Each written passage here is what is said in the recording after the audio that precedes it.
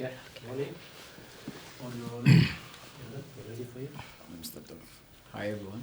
Hi. Hello. Oh, you say Monty. I'm still going to introduce myself. From Monty with an I. From Nice Monty. Firstly, I would like to start with you, Tumisho. Okay.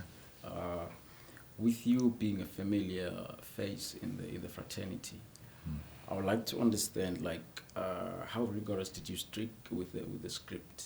Because, like, you've been doing a lot of films. Like, did you stick to the script, or you had where you put some aromat? I think it's important as an actor to put your aromat within the boundaries of the script. That's how I like to work. So I don't take liberties with the script. I find that someone has gone to the trouble to write a great script. We've got a director who's looked at it and is happy with it. So my aromat must come from my characterization of how I say the lines that are actually there. So I have a lot of respect for writers, and what they've written, I like to challenge myself and try and make it as interesting as I possibly can, as it is. Wow. Great. Okay, as a black person, like your age, have you ever been in a similar situation to what your character has been in the movie? Well, no, not really, but definitely I would know of people like that. I mean, I suppose in the 80s they were called askaris, right? There were people who were working for the other side, people who were highly skilled, and were fighting to keep this system going. So someone my age kind of really understands that apartheid was not a one-sided thing. It wasn't only all white people wanted to hold on to apartheid. There were a lot of black people who were involved in it as well.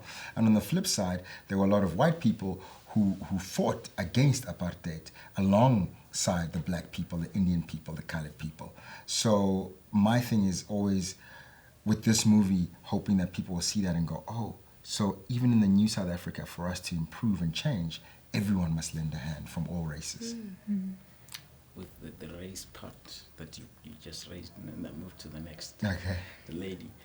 You in the movie, like, the shoes, how was the shoes? Like, did you fit well? Did you have any personal things that you were aware of that you were not before? Like, maybe how white people used to treat black people, and then how white people, let me say black people treated white people as well. How did they look at them? You were not there, I assume. Yes, I was definitely not born. Yeah, you were not Yes. born. But then for you to get to live that in that character, how was it in your head? Like, how did you think about it? Silverton Siege was a really big eye-opener for me, because I was raised in our family and in our house with real equality, and I didn't realize that that's the exception, that other houses and other people in our country don't think that way, even now still. And then with the film, obviously, I got to go back and see what it was really like. And it really shocked me. But I'm so grateful for this film, because now I know, and that's why I'm so excited for it to come out for young people my age, our generation, to see what it was really like, where we really come from, and the residue, the aftermath is still with us. We still have a lot of that systems mindset and stuff to change within ourselves. So yes, Silverton Siege really taught me a lot in terms of what the reality was at the time. And now I feel it's my responsibility also to share that with other people, especially probably like Afrikaans white girls like myself. Like we get raised in like these pockets of safety, and we have the idea of apartheid that happened and things, but the reality of the harshness and realness of it, we don't get told. And so hopefully through this film it'll be real and we'll get to start talking about it. So all in a nutshell, did you enjoy your character? Did you enjoy the shoot? Did you enjoy everything? Oh, I enjoyed this so much, and I learned so much, and the people, like the whole cast, our wonderful director, was just incredible to work together and tell these stories. We were really allowed to bring our part and to show up, and respect each other. I learned so much. It was an amazing experience. Definitely. Okay, thank you. And then moving to you, ma'am. Your character there, it was, in my opinion, it touched me too much. Whereby, like, but now I would like to hear your opinion. Whereby, you change to like they make you white, and then you move. You're a black person, and then with albinism inside. You, in your own experience, how do you take that whereby you need to hide your identity and move from this type of a person to this person and then to that other person? Sure. Yeah, the character I play in Silverton Siege, Rachel, is very complex. I mean, my own lived experience is very different to hers. I grew up in Mabopane with my mom and my dad, my gran. All of them are black people. I'm a black woman living with albinism. So I definitely assimilated to black culture, you know, whereas my character was adopted at a very young age by white people.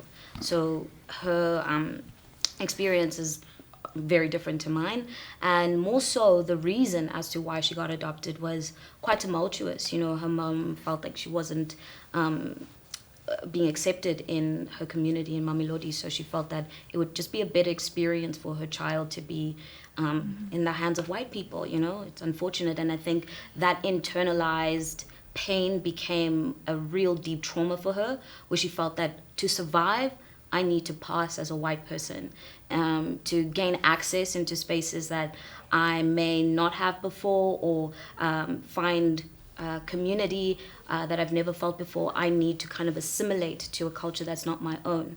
And yeah, it's a very difficult journey, and I think that you do see when you watch the film on the 27th of April that she does go through a lot of change, and I think that's a relatable thing. A lot of us are not who we were a year ago, a month ago, a day ago, because of the reality of what happens inside the bank.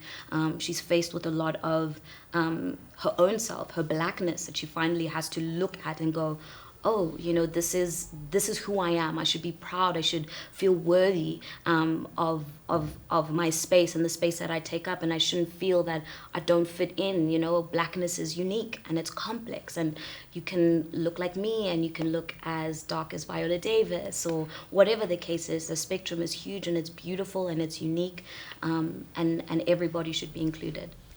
So you're saying that as an albino, you fight the war of people putting you aside because of your I cannot say race, Yes. because you're an albino, and then again, like back in the days, you still have to fight the war with white people. You fight with your own people, you Sure. fight with the black people Sure. again. So do you think it was portrayed enough in the film, or it was? I mean, So- look, I think at the end of the day, you know, Silverton Siege is about the trio, you know, and that is the story that we are honoring. And, you know, these are real men who lost their lives. So all the characters there are many characters. My character, for example, is only an accessory, you know, to bring more perspective to the reality that is today, which is, you know, the complexity of blackness. So yeah, I mean, look, there's a lot of work that went into all of our characters, a lot of backstory that was not necessarily, you know, shown on screen, but I think that we were all able to do our best, and we were directed by an amazing director, Mandla Dube, to reflect as, you know, to start the conversation, really. Yeah, I think that's... But I think you had an incredible story arc as your character, where you start off and you come across as one person, and Sure. by the end of the film, with what you're saying and what you're asking, there is those fights, I Yes. guess, that she's having as a character Yes. with both sides, and she realized that she has to find herself. You know what I mean? It's not about that Yes. side or that side. It's just It's about inside. herself. Yeah. And what other people are telling you, you should be where you fit in. Yeah. Yeah. Yeah. No, I love the movie. Like when I'm looking at you, all of you, I can see the whole set of the movie and the script. Like you are the script, black, white, albinism.